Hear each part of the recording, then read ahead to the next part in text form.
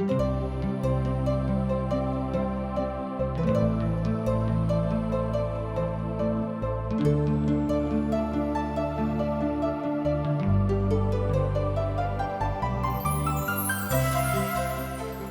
कहै छथि कि पापक मजूरी तऽ मृत्यु अछि, मुदा परमेश्वर के वचन हमरा प्रभु यीशु मसीह में अनंत जीवन अछि।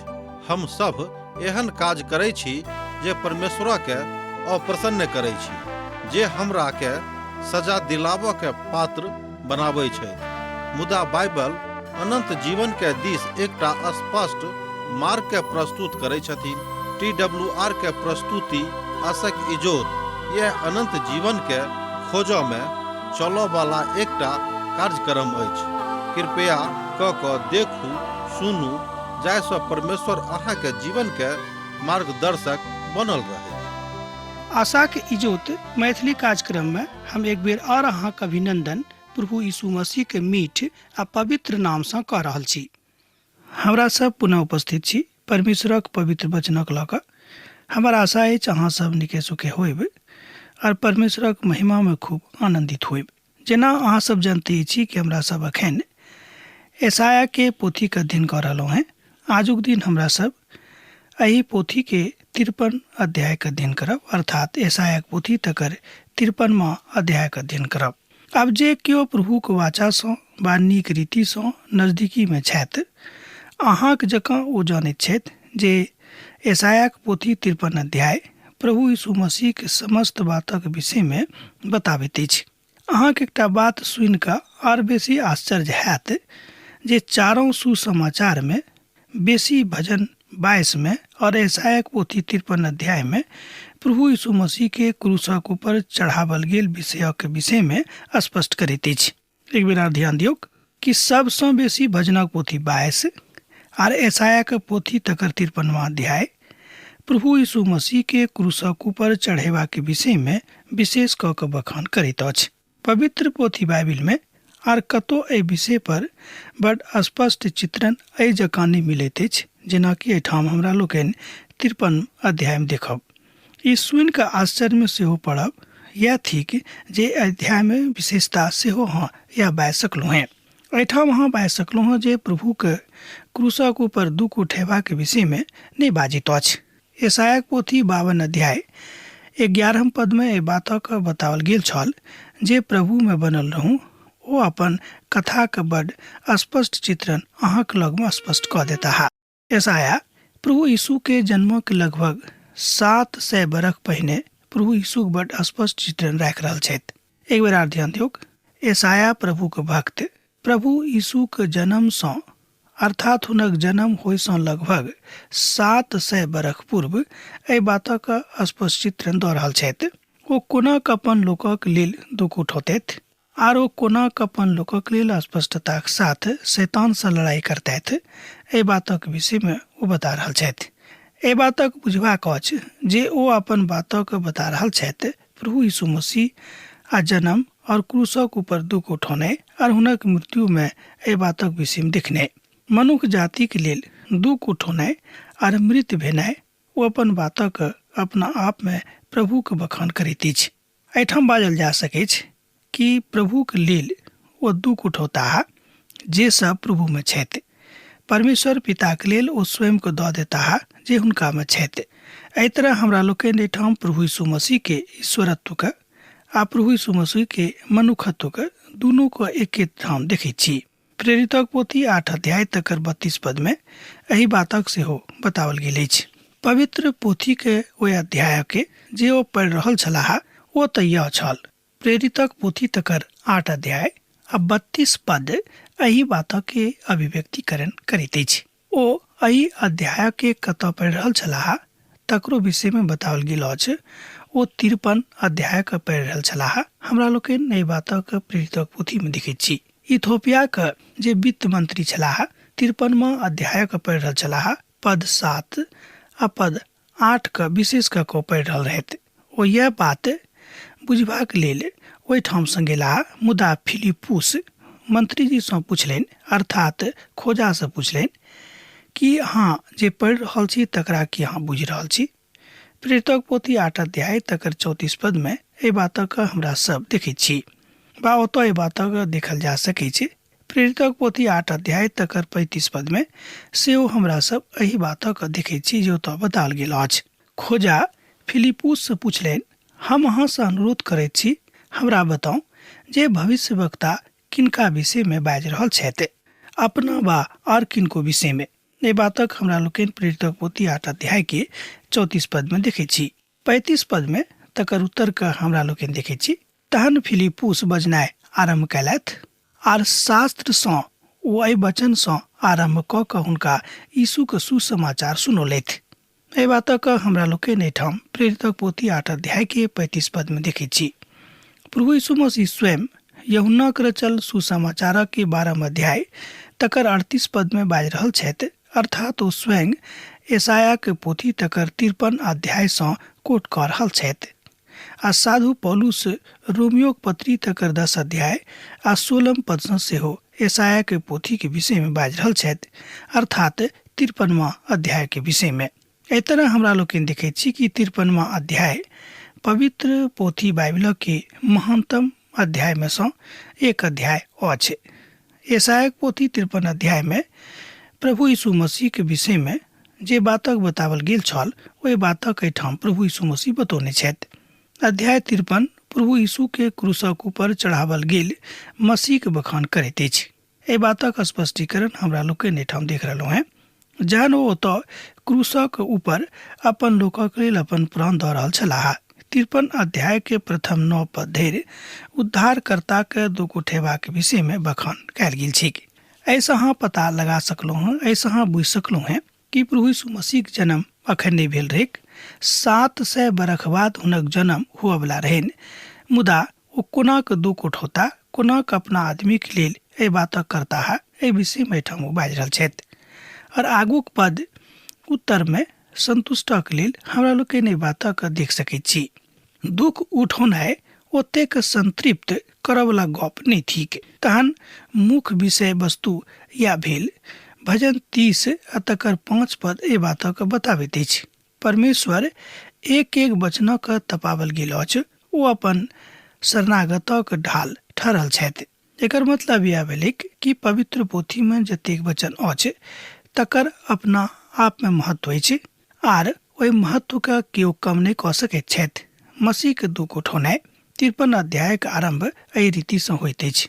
तहन हमरा लोकनि ओहिठाम एना देखैत छी, आ जे समाद हमरा देवल गेल तकरा ऊपरक विश्वास कयलथि और प्रभु के भुजा के बल किनका ऊपर प्रकट भेल।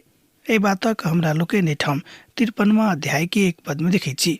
एहिठाम यशायाह के कने संदेह भऽ रहल छनि जे हुनक बातक ऊपर के विश्वास करतैथ। बात बड सजगता के अछि, बड सत्यक अछि कि 700 बरख पहिनहिए ओहि बातक भविष्यवाणी कऽ रहल छथि कि प्रभु यीशु मसीह आबि कऽ अपन लोकक लेल दुख उठौताह। एहि बातक के विश्वास करतेक आ कोनाक दुख उठौता सेहो बातक बखान कऽ रहल छथि।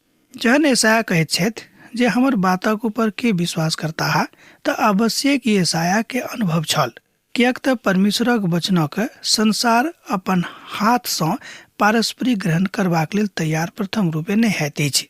भविष्यवक्ता बड मुश्किल सँ केओ ग्रहण कयने छलाह, ओ अपन बातक बाजि रहल छथि। एहि बात आजुक दिन में सत्य अछि। जे बात ओहि काल में छल जे सत्य छल, किएक तऽ प्रथम विश्वास सिद्ध बताओल गेल छलिक। प्रभु के प्रवक्ता के संसार अपना हाथ पसारि कऽ ग्रहण नहि कयलथि। लोक प्रभु के दासक ऊपर पत्थरवाह कयलथि और हुनका कमोबेशी आजुक अवस्था में हमरा लोकनि देख रहल छी। प्रथम विश्व युद्धक अवस्थाक आरंभ एहि रीति सँ भेल छलिक जे मानवीय विधाक संरचनाक आ तकर अवधारणाक चूर चूर कऽ देने रहैक।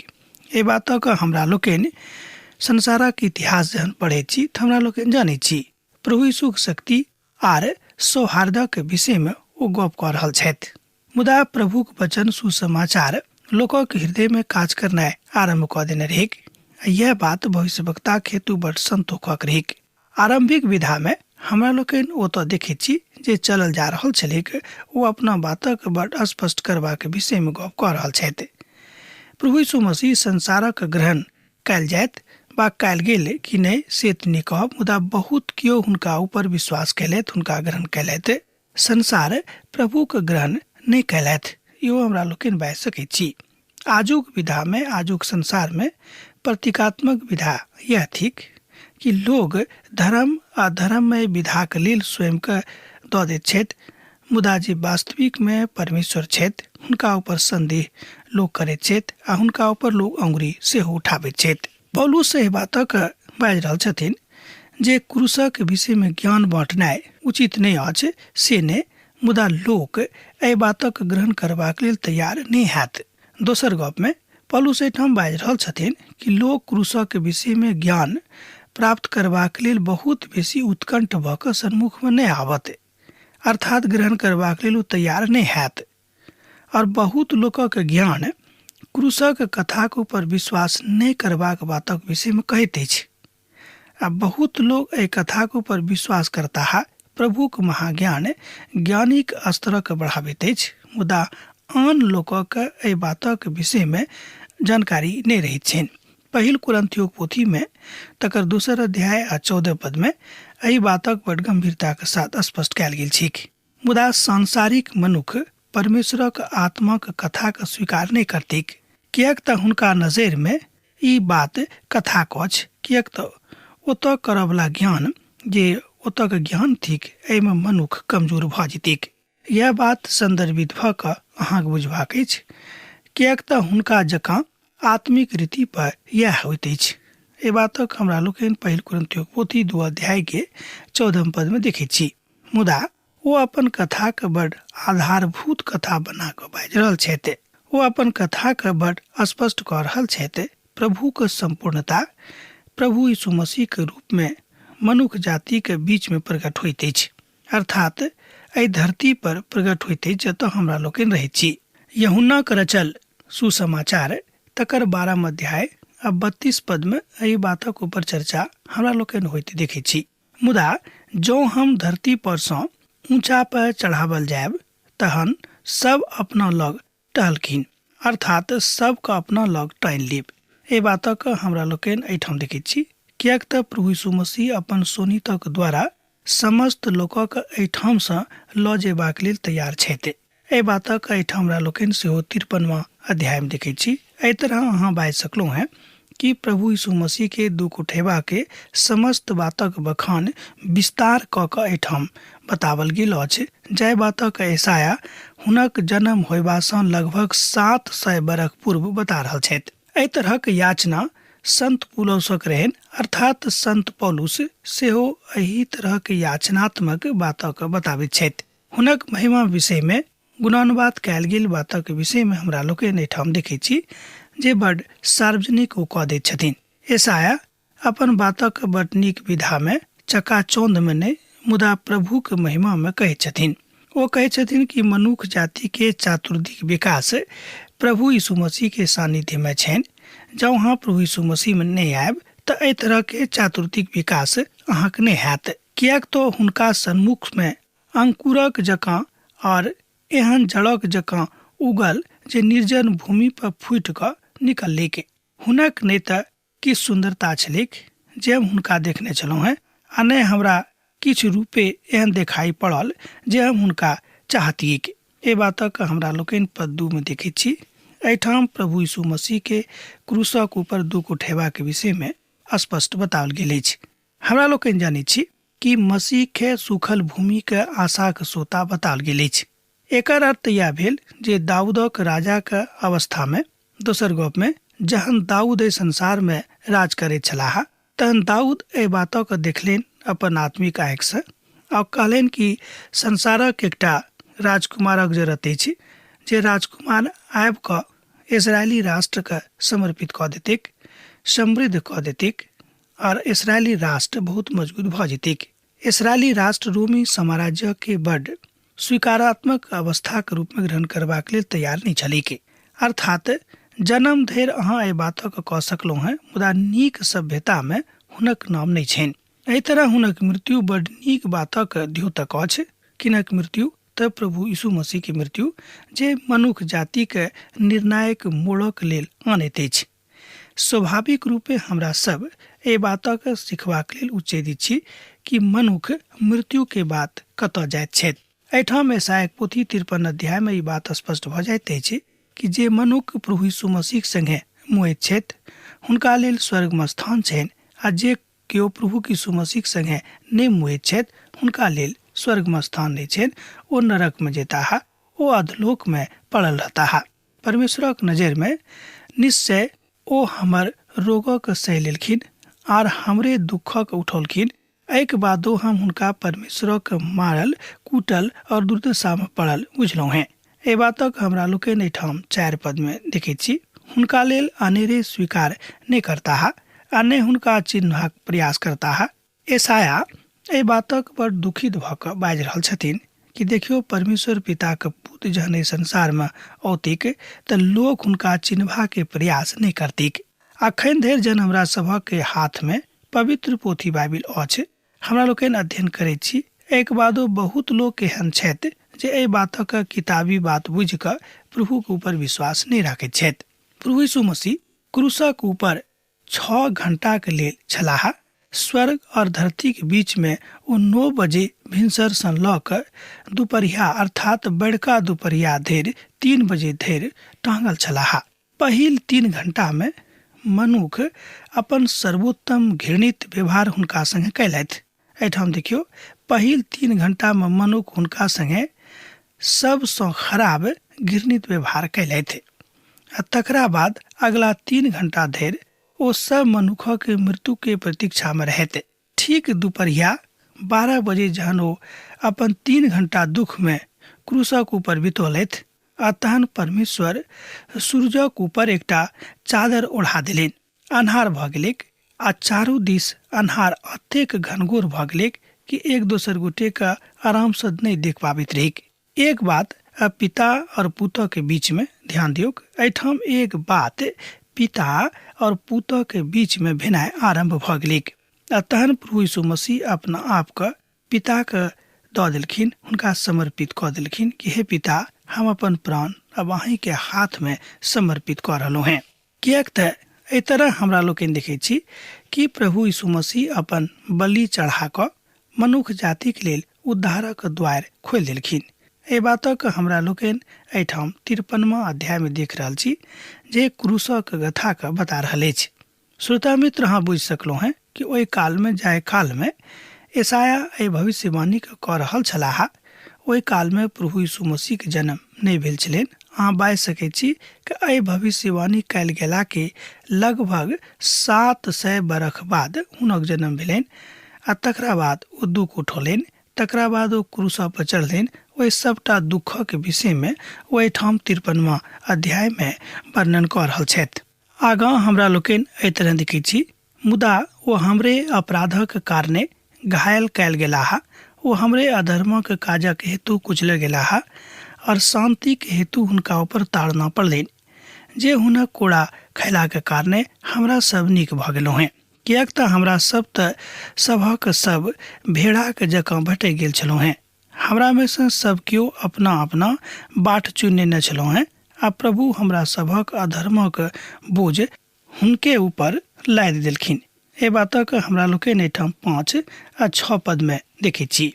एकटा कहबी सेहो प्रचलित अछि जे हुनक कोड़ा सँ हमरा सब चंगा कयल गेलहुँ हैं। हमर विधा में बा दैहिक जीवन में बा संसारिक जीवन में जे खाली स्थान अछि तकरा भरऽ वाला प्रभु छथिन, अर्थात प्रभु यीशु मसीह छथिन। ए बातक हमरा लोकनि समौन पतरसक जिंदगी सँ सेहो देखैत छी।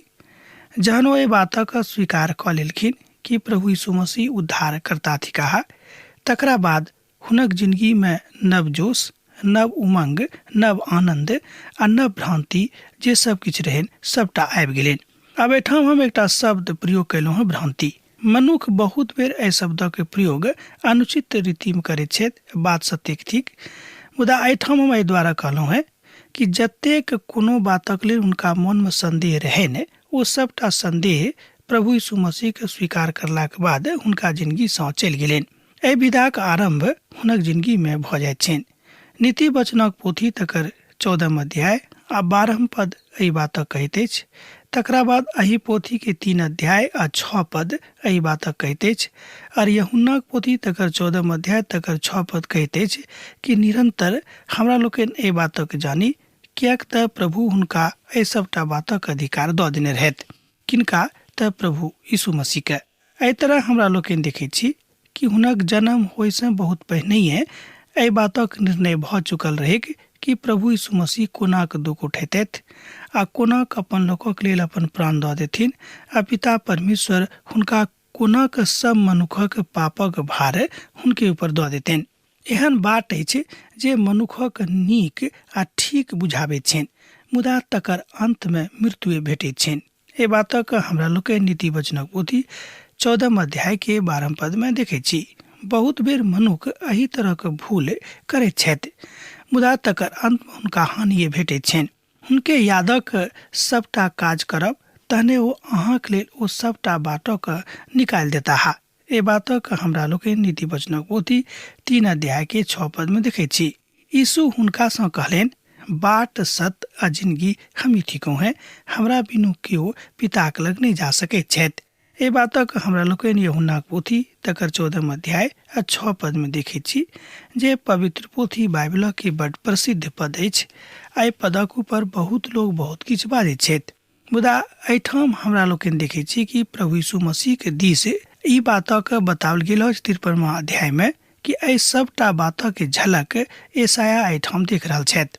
प्रभु के प्रेम एहि तरहक अछि जे मनुख जाति के लेल ओ खाली धार्मिकता ने, मनुख जाति के लेल खाली आरामे टा ने, मनुख जाति के लेल खाली संगतिये टा ने, मुदा मनुख जाति के लेल संपूर्णता में ओ प्रकट भेलाहा। लुका के रचल सुसमाचार 23 अध्याय तकर 28 पद एहि बातक कहैत अछि। तकरा बाद प्रेरितक पोथी 7 अध्याय तकर 56 पद एहि बातक कहैत अछि। तकरा बाद मत्ती के रचल सुसमाचार 26 अध्याय आ 46 पद एहि कथा के कहैत अछि। यीशु हुनका दिस घुरि कऽ कहलनि, हे यरूशलेमक बेटी सब, हमरा लेल नहीं कानू, मुदा अपना लेल और अपन अपन धियापुता के लेल कानियू। एहि बातक हमरा लोकनि लुका के रचल सुसमाचार 23 अध्याय के 28 पद में देखै छी। जहन ओ हमरा सभक गाछक साथ एहिठाम एतना बतायल गेल अछि कि जहन ओ हरा घासक साथ एहि व्यवहार कऽ सकैत छथि तहन ओ सूखल गाछक साथ की करता है। एहि तरह हमरा लोकनि एहि बातक 23 अध्याय के 31 पद में देखै छी। एहिठाम मसीह के दुख उठेबा के गंभीर तथ्यक हमरा लोकनि देख रहलहुँ हैं कि मसीह अहाँक लेल वा हमरा लेल कतेक गंभीर तकलीफ उठौने रहथि। प्रेरितक पोथी 7 अध्याय तकर 56 पद देखियौ, ओ तो एही तरह की संदर्भ भेटैत अछि। ओ कहलनि, देखियौक हम स्वर्गक खुजल आ मनुखक पुतक परमेश्वरक दहिना दिस ठाढ़ देखने छी। एहि बातक पढ़ि कऽ हमरो मोन गदगद भऽ जाइए, कियाकि एहिठाम 53वां अध्याय में एहि बातक संदर्भित कयल गेल छै कि मनुख ओहि बातक अपन आत्मिक नजर सँ देख सकैत छथि जे प्रभु यीशु मसीह हुनका लेल कयलनि। ओ तुच्छ जानल गेलाह और मनुखक त्यागल छलाह। ओ दुखी पुरुष रहैत, रोग सँ हुनक जान पहचान छलनि आ लोक हुनका सँ मुख फेर लैत छलनि। ओ तुच्छ जानल गेलाह और हम हुनक मूल्यक नहि जानलियैक। एहि तरह हमरा लोकनि देखै छी कि महान तकलीफ उठा कऽ प्रभु यीशु मसीह हमरा सभक लेल स्वर्गक द्वार खोलि देलखिन आ उद्धारक द्वार खोलि देलखिन। अब आजुक संदर्भ हमरा एही ठाम समाप्त करबाक आज्ञा दिअ, कियाक तऽ अहाँ सँ विदा होय के हमर बेरा भऽ गेल अछि। प्रभु यीशु मसीह के नेह, हुनक प्रेम अहाँक जिंदगी में सैद घड़ी बनल रहेक। आमीन।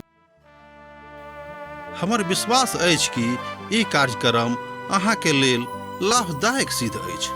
हम चाहै छी कि अहाँ अपन आशीषक के हमरा संग साझा करू। जँ अहाँ के नजीक बाइबल सँ आ जीवन सँ संबंधित कोनो प्रकार के प्रश्न भऽ सकै अछि तऽ अपन समस्या के लेल प्रार्थना करबा के लेल जँ चाहै छी तऽ हमरा फोन नंबर पर जरूर संपर्क कऽ सकै छी। परमेश्वर अहाँ सब के लेल एकटा सुंदर, सुखद, आनंदित दिन प्रदान करै।